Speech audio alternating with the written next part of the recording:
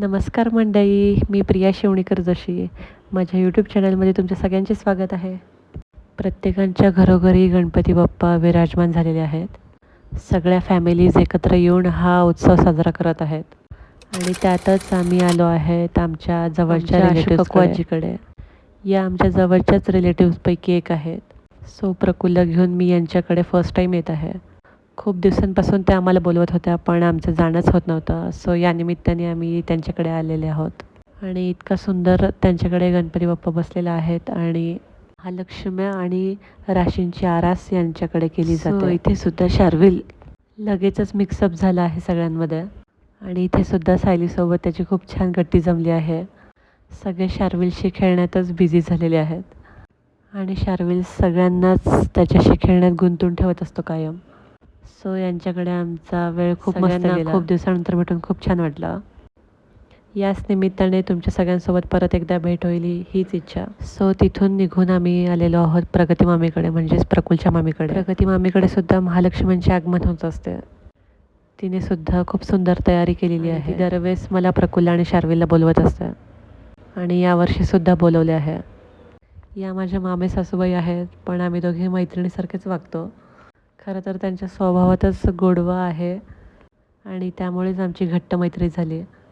त्यामुळे भेटल्यावर मनसोक्त गप्पा आम्ही मारत असतो. मामीच्या हाताला एक वेगळीच खास टेस्ट आहे. त्यामुळे आम्ही औरंगाबादला आल्यावर त्या नेहमी आम्हाला बोलवत असतात आणि म्हणूनच आम्ही त्यांच्याकडे जायचा चान्स सोडत नाही. मामीचा सुद्धा शार्विल खूप जास्त फेवरेट आहे आणि शार्विलची सुद्धा मामी फेवरेट आहे. शार्विल कायम मामीची आठवण काढत असतो, कारण मामी शार्विलला सोनू नावाने हाक मारते. त्यामुळे शार्विलला खूप आठवण येते मामीची. So this is the next evening आणि आम्ही आलेलो आहोत संभाजीनगरमधले खास गणपती बघायला. सो प्लीज हा व्हिडिओ शेवटपर्यंत बघा, कारण तुम्हाला खूप सुंदर सुंदर गणपतीच्या मूर्ती मी दाखवणार आहेत, जे संभाजीनगरमधले काही मानाचे गणपती आहेत. तर ते मी तुम्हाला आज दाखवणार आहे.